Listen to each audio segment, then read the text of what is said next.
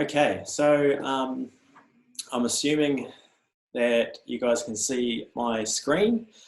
Yeah, so hopefully today I can give you a kind of good rundown on just getting started selling online.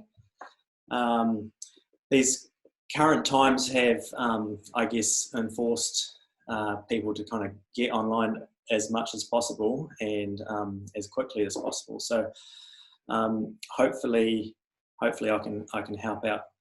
If you've got any questions throughout the presentation, feel free to just put them in the chat, and if you can start your question by just typing in a capital Q, that will just notify me that this is a question and I'll kind of take note of it. We'll jump in. So what I plan on just briefly kind of going over today is just a quick talking about emails and domains, and just kind of linking those two things together. I'm going to talk briefly about a Google My Business listing. I think that's something every business should have.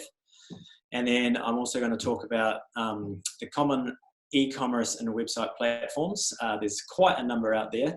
I won't be covering them all off, but I'll just kind of briefly go over the ones that I'm familiar with. I'm also going to just briefly talk about several payment gateways and essentially choosing one that will fit well with your business and that will fit well with your e-commerce platform or website. I'm also going to just share about shipping and delivery and setting up those options, which if you're already selling online, you probably already have that set up anyway. And then I'm going to answer a few questions just about website hosting and how to avoid slow websites. And if you are working with a web developer, or if you want to work with a web developer, what kind of things should you look out for? What are some research points and that sort of thing? And then I'll have a Q&A kind of at the end, but again, if you have any questions along the way, hit the capital Q in the chat and just type in your question. Okay, so a domain name, that is essentially where your website is housed. So the reason why I just wanted to briefly touch on this is I know a number of businesses that have their email address with another provider, such as their internet service provider, and it doesn't necessarily give the business the most professional look if people are emailing my business at extra.co.nz and that sort of thing. If you have a domain name and that set up with your website, then I recommend tying your email in with that. So I just wanted to kind of quickly just mention that. Domain names, these are some example kind of domain name providers. Now, domain names are around $24 to kind of $40 a year. These are the ones that I'd kind of recommend, and they're all based in New Zealand, which is relatively important for just keeping access and for it to deliver information just a little bit quicker to your New Zealand audience. Okay, have you guys, who out there has a Google My Business listing? If your business has a Google My Business listing, or you've heard of Google My Business, just type Y in the chat box if you wouldn't mind. I wouldn't mind just seeing who has got one. If you haven't, just type in no. Yeah, awesome. There's a couple of people there. Everyone's excellent.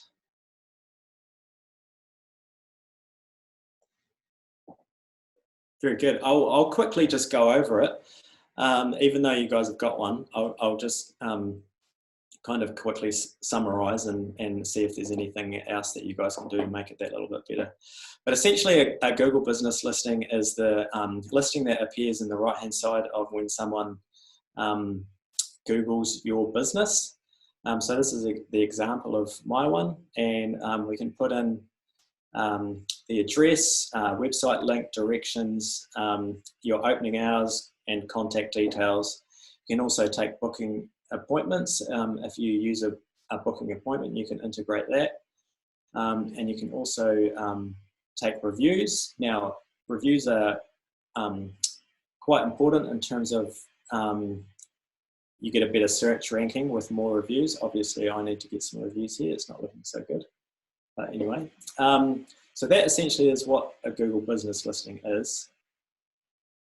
And the other thing that it does is that it appears in the Google Maps. So if someone's looking for your business, they can essentially find your business and come to your location. So a Google business listing is free to set up, and it basically supplies all your business contact details. It also provides some analytics of how many times your Google business listing has appeared to people, if people have clicked on your phone number or looked at your website, how much traffic that is kind of guiding towards those avenues. So it's quite a nice little way of of tracking some of that. Another advantage is that it allows small businesses to rank alongside some of the big businesses. So it's just a recommendation that I say for any business, make sure you get onto the Google business listing. So if you haven't got one set up, jump into Google and just type in Google My Business, and you'll need to make an account, and basically you can get started. It'll ask for your business name, your contact details, and a various, if you've got services that you offer or products, you can upload them and contribute that way. There is a verification process, which is a little bit tricky sometimes. Google sends out a postcard that has a little code on it, and you plug that in. But for those who don't have it, I fully recommend you going and setting one up today. Okay.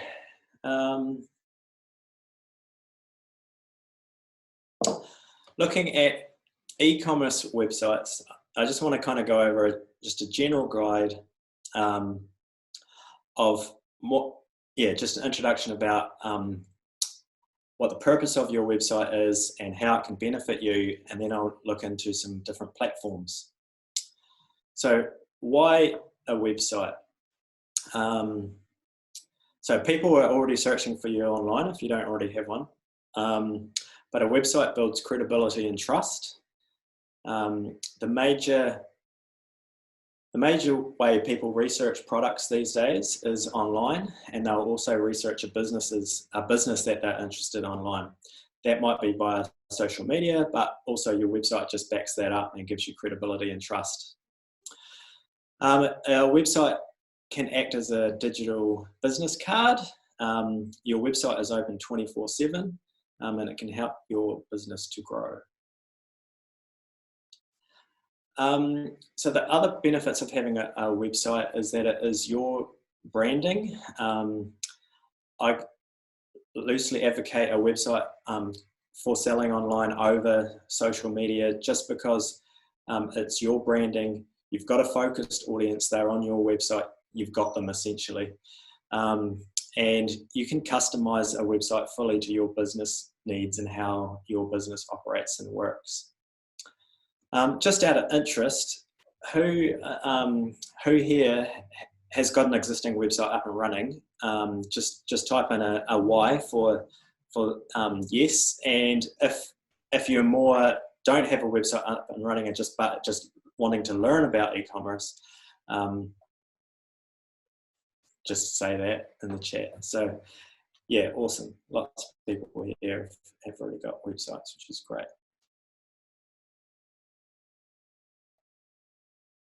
Okay. Excellent. Just starting a business, so website is the next step. Perfect. but a lot of you already have websites. So I'll just carry on. Just to continue on with the website. So selling products and services. You can gain leads and inquiries through your website. You can increase communication in terms of telling people about your products or your services, or other things like that. You can engage your audience, which is where you would share information, blog posts, and just work with your audience in that way. Okay, so some of the things that you can sell online. So we have physical goods, which is probably the most common, in that you've got a good and you would ship it out or send it out. And then there are digital goods, which can be software, ebooks, or audiobooks. They could be also posters or a bunch of other things. So, excuse me. The other thing that can be sold online is knowledge. So knowledge in the form of training courses. So if you are guiding people on how to do a certain thing, or if you have a product that requires a certain process, then you can provide training courses for those. The other thing that you can sell is experiences or stays. So you might be a accommodation unit, and so you can sell reservations to stay there. And similarly with event tickets and that sort of thing. So the other thing is subscriptions, which is quite a popular method these days. So it's quite popular within the food and kind of beauty products, or just products that you go through on a regular basis. People will often sign up to receive that product every month or every 2 months, and so you can set your subscription model up depending on some of those aspects. And then time, so that would be, for example, a counselling service. You integrate a booking engine and take a payment, and then you have a counselling session, and there's kind of coaching, things like that as well. So I just wanted to give you some basic information around planning your content or delivering your content. So the thing to think about here is, what are your customers needing to make a decision before purchase? So those things are clear messaging, a good product description that engages them, tells them properly about the product, and that coupled with a professional photo and or video.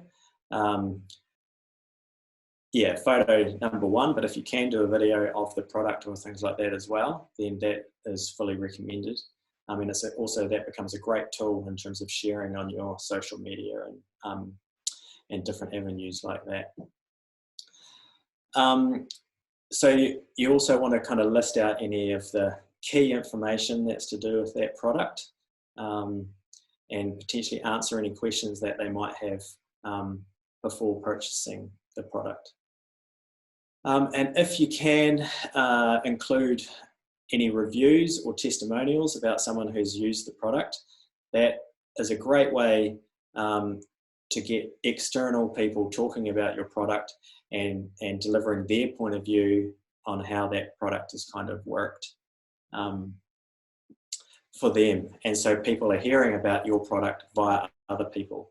And if that is positive reviews, then that is great.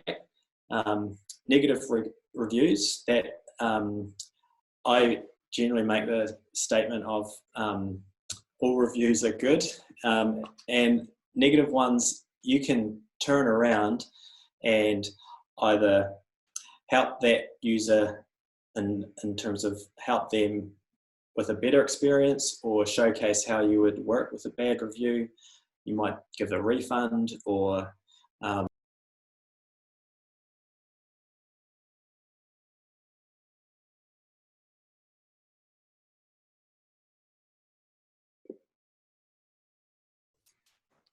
Sorry, Tony, we seem to have lost you there, mate. hello. We've got you now. Okay. Don't know what happened there, sorry.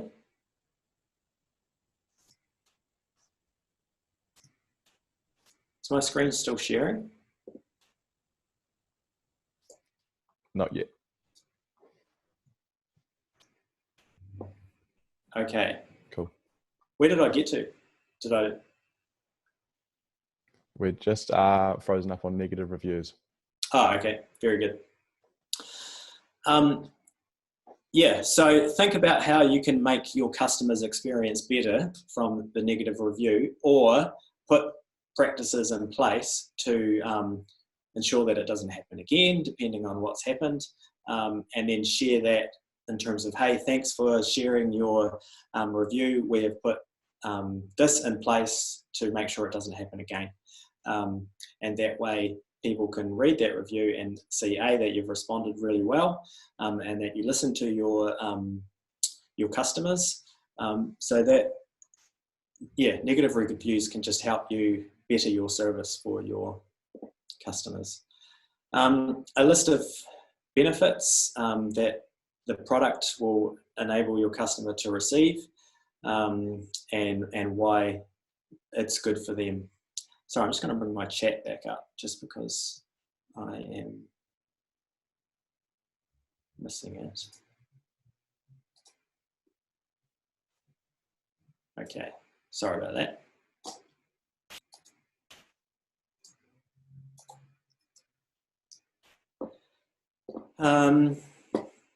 Yeah, the other thing that is good to have on a product page or your website is what I call trust badges. So if you're endorsed by a particular company, or you've got association logos or industry accreditations, pull them onto your website as well. That just builds trust with your audience. And if you are e-commerce, also have your credit card providers or your payment gateways that you utilize. People are getting pretty familiar with those, so including them on your website will just build trust with, oh yeah, I've used that before, I've used that payment gateway before, so I can kind of trust this website.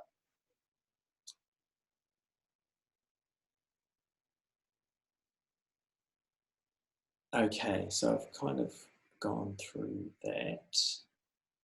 Do we have any questions just about your content essentially on your site, or your products that you've got listed?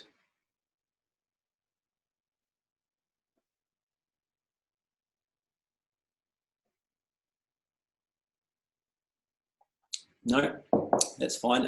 If there are any questions at any time, just go for it. Okay, so some common e-commerce platforms.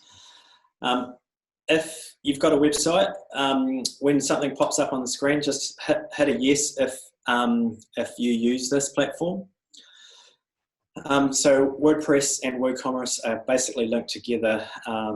They work together. It's a relatively common platform for delivering websites and e-commerce. We use this one pretty heavily in-house. Is anyone using Shopify out there?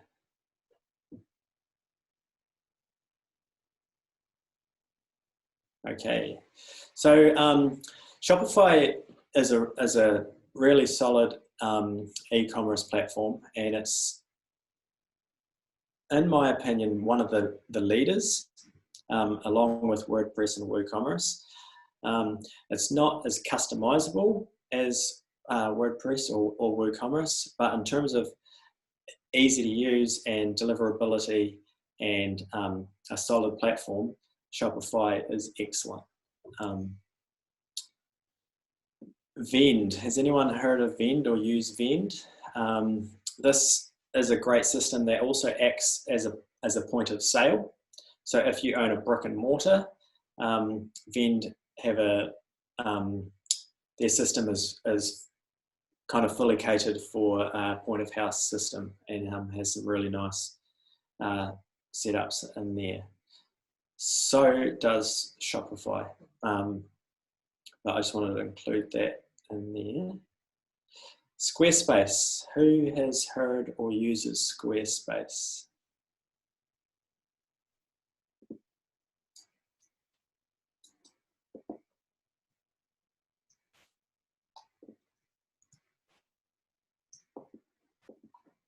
Yep, very good. So it is again, a do-it-yourself platform, and it's got some really nice design elements. It's quite slick and easy to use. What's going on there? Who's that?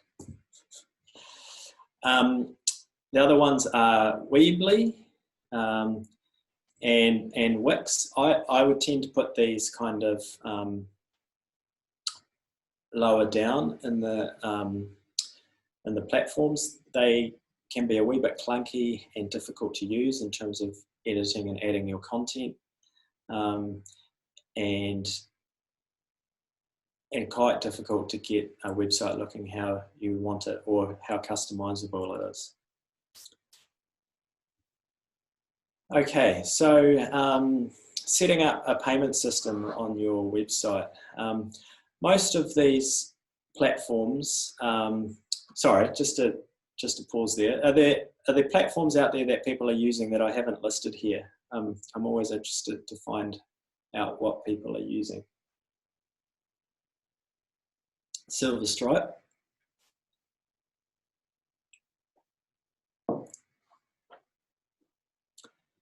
Two for Silver Stripe. I haven't actually used Silver Stripe, so I'm not too familiar with it. Press to shop for e-commerce. I haven't come across that one either.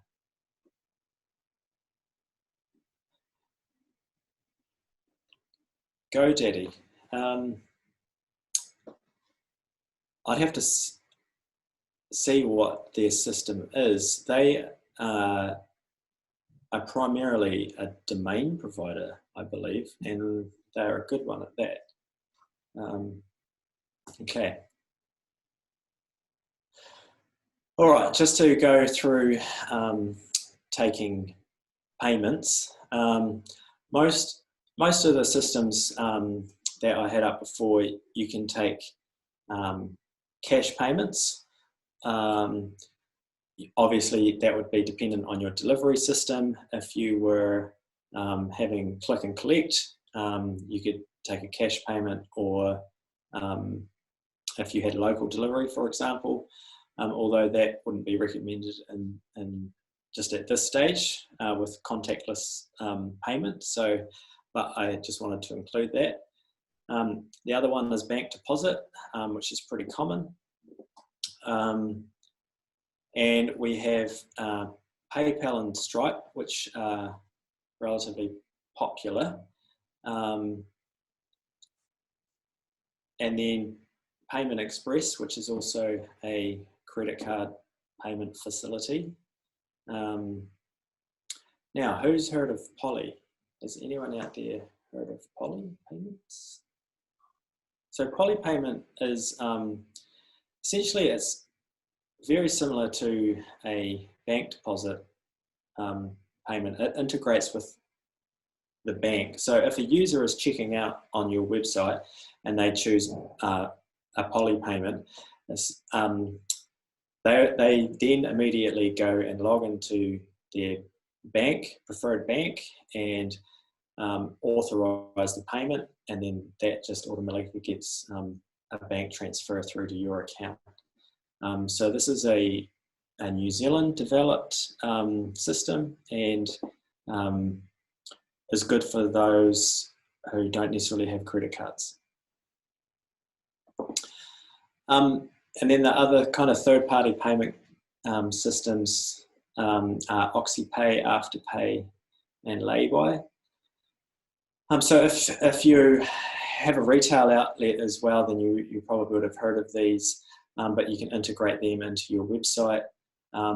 Most of the website platforms have already integrations developed for these, so they're a matter of just hooking them in and then setting them up with your account details. They will often have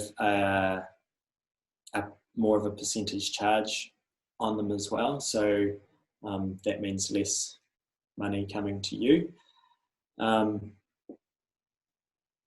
Okay, what Braintree okay for small business? Yes, I would say so. Yeah, I haven't fully used it. I'm a little bit familiar with it, and it seems okay. Has everyone heard of PayPal and Stripe?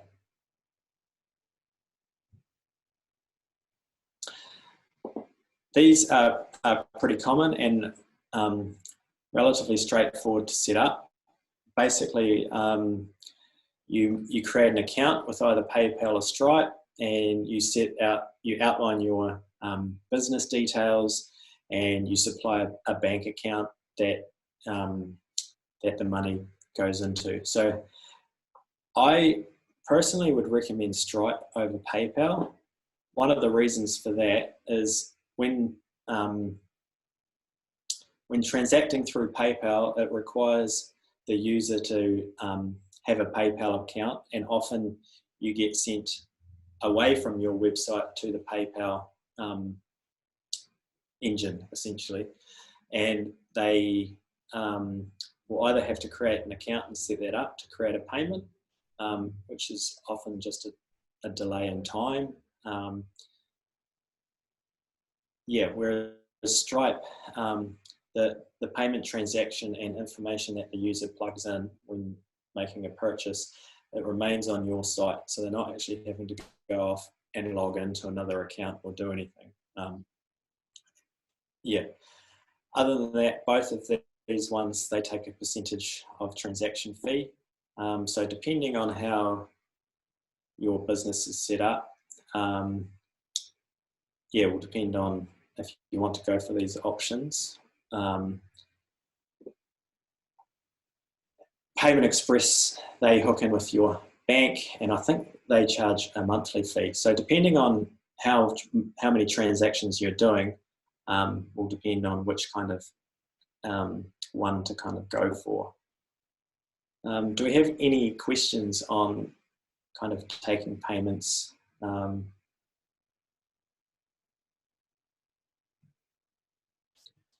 Okay, global payments, also known as Easy Debit out of Australia. Unsure, sorry, I haven't heard of that one.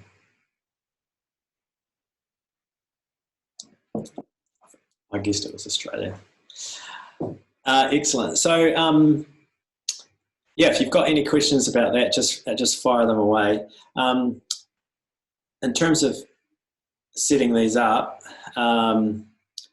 the PayPal and Stripe, they require a form of identification, so to ensure that you're the business owner. So often that's driver's license or passport. I've found this Stripe setup slightly easier than PayPal, but I mean both are pretty good.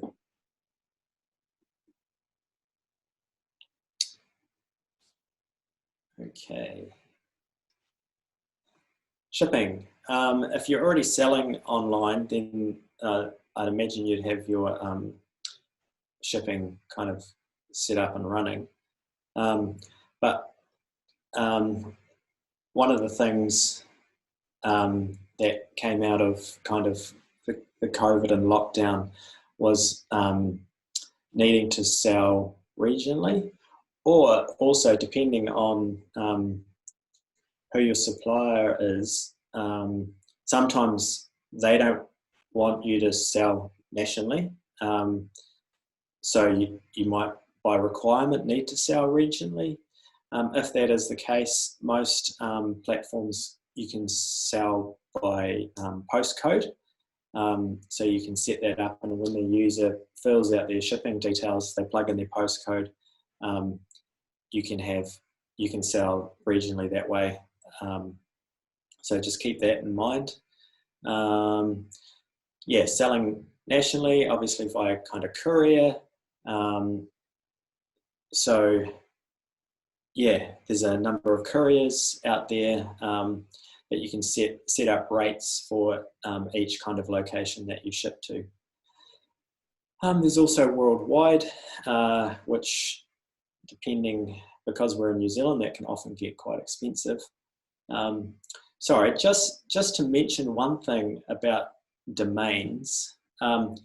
If your audience is worldwide, I recommend getting a .com domain name if you can. Otherwise, if your audience is New Zealand, try and get a .nz or a .co.nz. Click and collect, that's become really, really popular. And most platforms will allow, with the use of a third-party piece of software, a plugin or an app, to enable click and collect. And then deliveries, which is potentially tying in with regional selling or local deliveries. And there's also drop shipping, which is where your website takes the transaction and the order, but either the manufacturer or your supplier ships it directly from their depot. So if you can build that relationship with your suppliers, and if they're offering to do that, then that's something to look into. It saves you having to house the stock, and a number of benefits there. The only kind of downside is kind of returns and ensuring that it gets shipped in a speedy kind of manner.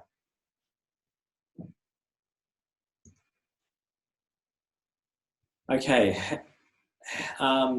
just another quick poll. How many people have a kind of brick and mortar or a retail space as well as a website, or who runs a point of sale system?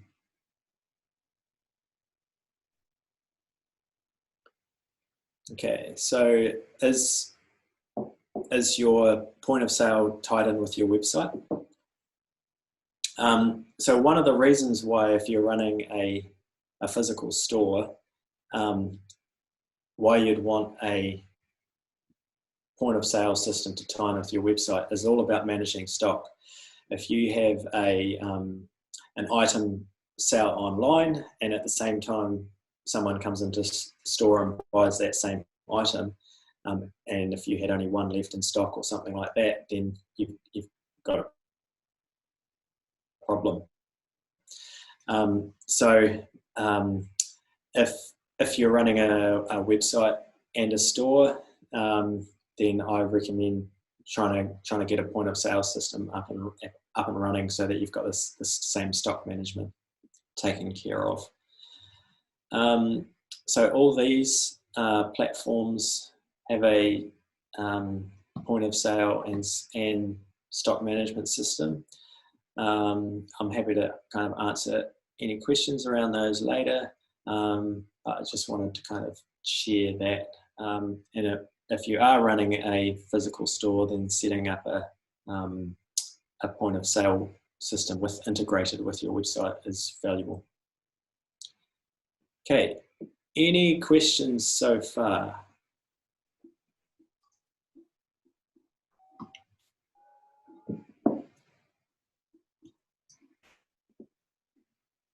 All right, I will continue. Website delivery and slow websites.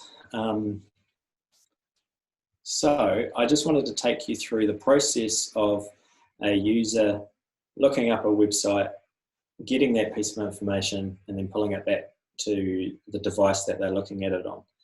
And hopefully I can explain this and not be too technical, but it just helps explain where some of the bottlenecks are, or what some of the common causes are of a slow website or a website crash, essentially. So step number one is someone has a device that they are looking at a website on, and within that device they are using an internet browser or an app, and from there it connects to your internet service provider. So if you're with, it might be through the mobile network or your broadband or fiber network, so it connects to your internet service provider. And from there, it may, not always, but it may go to a domain server. So on the internet service provider stores a whole bunch of information about domains, and let's say you typed in yellowdesign.co.nz, it would look up a domain server to find out where the web server is hosted. And then from the web server, which is where all the content of your website sits and exists, is some code. And that code is, it could be a number of different languages, and it also stores the images, and then that travels all the way back to your device. So just to kind of go through this quickly, generally the problem doesn't lie with the device unless it's really old, and then generally the problem doesn't lie with the browser unless it's utilizing an old browser. And internet service providers these days are pretty solid and are running 24/7, and sometimes they have outages, but generally the problem doesn't lie with them either. The domain server, depending on where your domain is housed, can depend on some of the speeds there, but the majority of that information is actually stored with the internet service provider. So the domain server, if you're with GoDaddy or any number of them, they generally don't cause the bottlenecks. Now, your website being hosted on a web server, depending on the where that web server is hosted, can cause a problem. So if you're using a hosting server based in the States, then basically the line of trail would hit your internet service provider and then have to travel halfway around the world to the States to get your code and image and then come back to the user.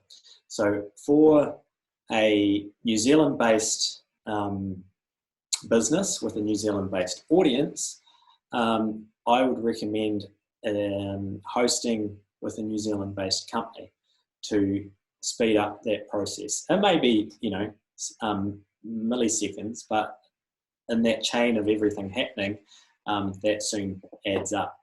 So that's one just thing to be aware of. And then the other one is your code and images. So I won't go into that too much because it's a bit technical, but I am going to talk about images quite a lot because often you guys as the content uploader and generation, then large image files can affect the time to download them to the device. So I'm also just going to briefly talk about website hosting, just briefly. So yeah, I've already mentioned the locations and how that can affect your audience. Just to touch on, if your audience is international and you sell internationally, then I recommend hosting where the majority of your audience is situated. and then utilize what is called a CDN, a content delivery network, which essentially copies the information of your website and distributes it around the world, so that where the person's looking from, they get it from the closest content delivery networks system. So I hope that doesn't confuse too many people. Yeah, the most common web server environment is shared hosting. What that means is that there's multiple websites sitting on a server, and they're all taking up the resources of that server. So if you can afford, according to your budget, a virtual machine, you'll get a much better response for your website in terms of delivering your content.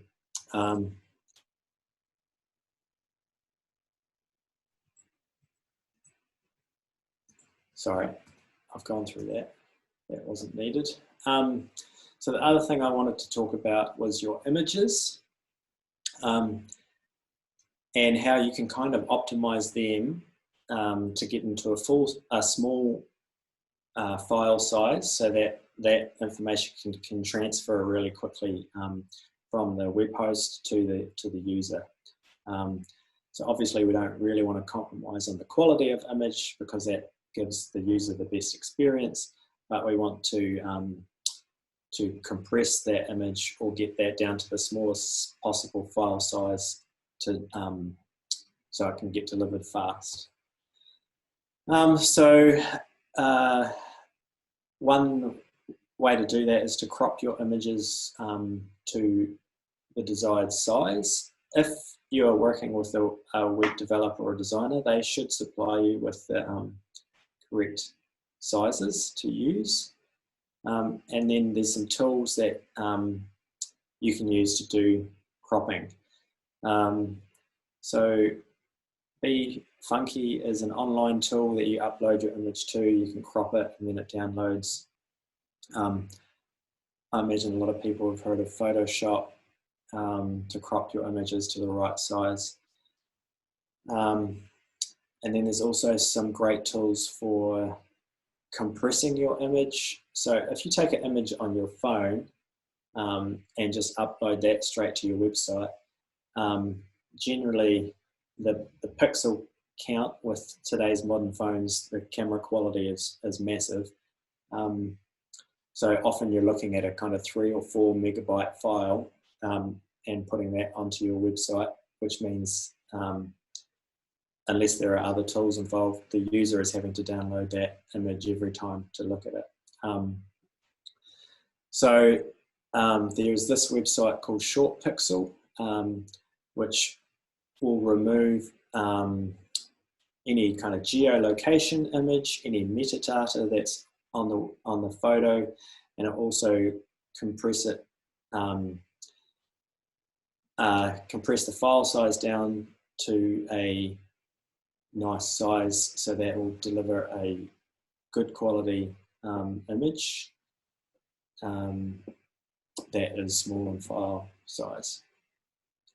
So there are some tools. I'd recommend checking them out. Yeah. Do we have any questions about anything covered in this section? No. Okay. Question: what size image file should we aim for?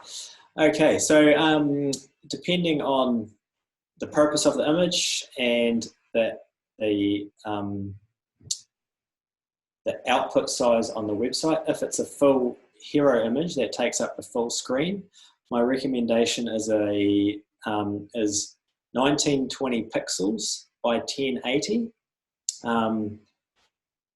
So that will cover off most desktop displays, and it will give a nice quality image. If your most website platforms will take several snapshots of an image when you upload it. So it'll produce a large, medium, small, and a thumbnail. But my recommendation is to try and start with a minimum of 1920 pixels by 1080.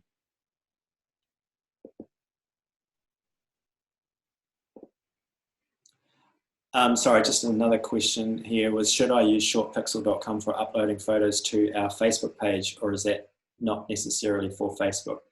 It's not necessary so much for Facebook because they have built-in cropping and compression tools. So each image that you upload, you can see it when it's uploading that it's there's a progress bar there that goes across every image. At that point, Facebook is essentially cropping and compressing it. So I don't think you would need to.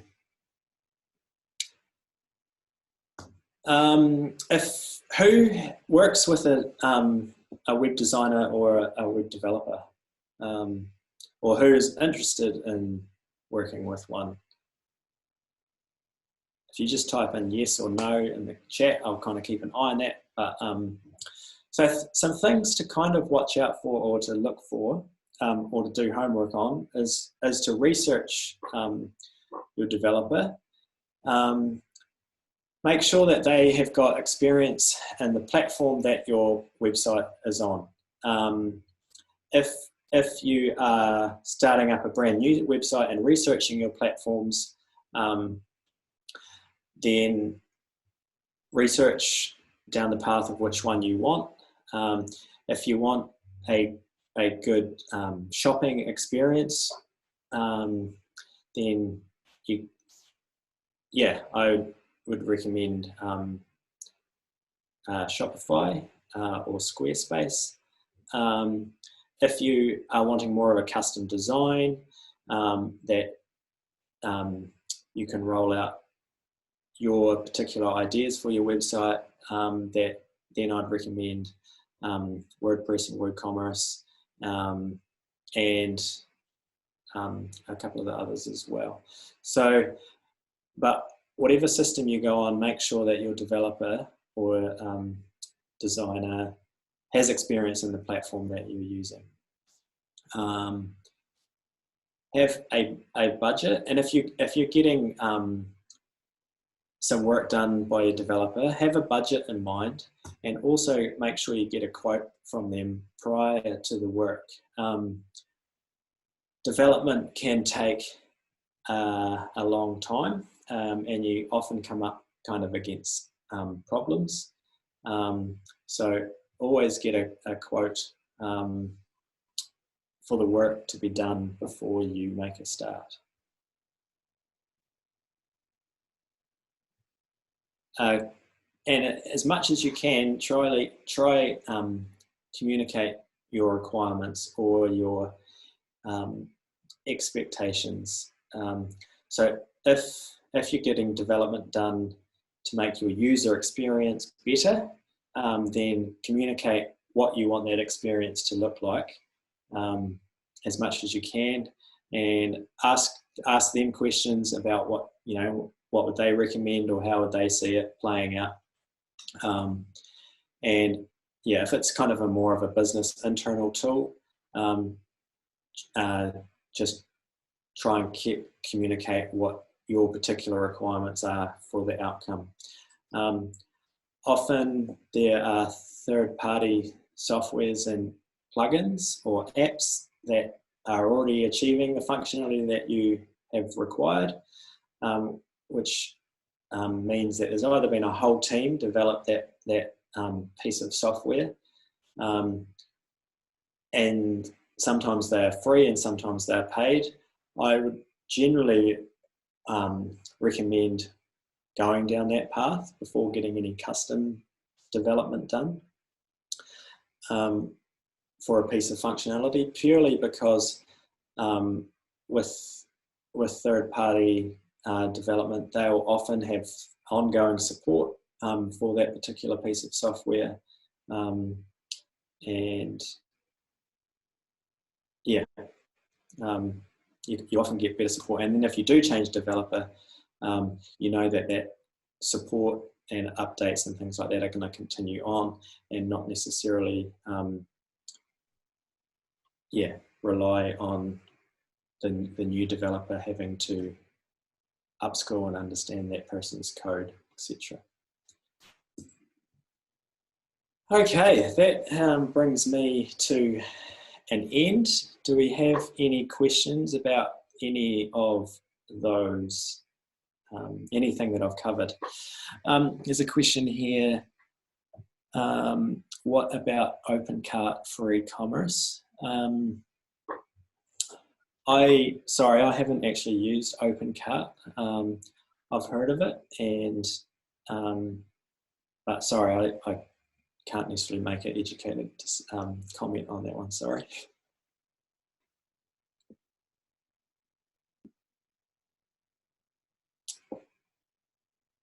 Okay. If there's any questions, just keep them coming in the chat. Otherwise, I will kind of stop my share there and hand back over to Michael. Awesome. Thank you so much for that, Tony. And if you do have any questions, anyone, please feel free to send them through the chat box. It was great to have you coming in today, Tony, speaking on online purchasing and e-commerce. I think it was a really interesting session, and I really appreciate you guys coming in and helping out. We'll just do a quick plug for some of our further workshops we've got going ahead to support businesses in these trying times. On the 25th of May, so next Monday, we do have a workshop with Immigration NZ on how to support migrant workers. The following day, so Tuesday the 26th, we have our second episode from the Selwyn Gets Digital series around beginners digital marketing. Tuesday the 2nd of June, we have the third episode from the Selwyn Gets Digital series with Facebook for Business, and that's the beginners module. And then the Thursday that week, so June the 4th, we have Selwyn Gets Digital social media advertising. If you would like to come along to any of those, please check out our registration page that's on the Selwyn Council's website. So you'll see it's under community capacity building and then online webinar registrations. And you'll see all the content you need on there, and you can also check out our Facebook as well. I see there is a question for you, Tony, just on in the chat box there. Yeah, so I'll just reply to that with a link. So yeah, if you want more information about getting a website up and running, then if you follow that link, I have a kind of offer at the moment for businesses to get started selling online, and it's from around $1,200. So if you want more information on that, go to that link, have a look at what I've outlined there, and if you click Let's Get Started, there's a form for you to fill out, and I'll follow up with that. Awesome. And with that, so Manetta, with the webinar on the 26th, we'll definitely send out the registration details to that very, very soon. So we have got your registration, and we'll be sure to send that through. Tony's also very kindly given us permission to share the notes from today and the presentation. So we'll share that out as a follow-up, as well as a survey. So it'd be great to get your feedback. But other than that, we will call that a wrap, and I'll finish up the recording here. Thank you so much for attending, everyone, and I look forward to seeing you in our future workshops. Cheers.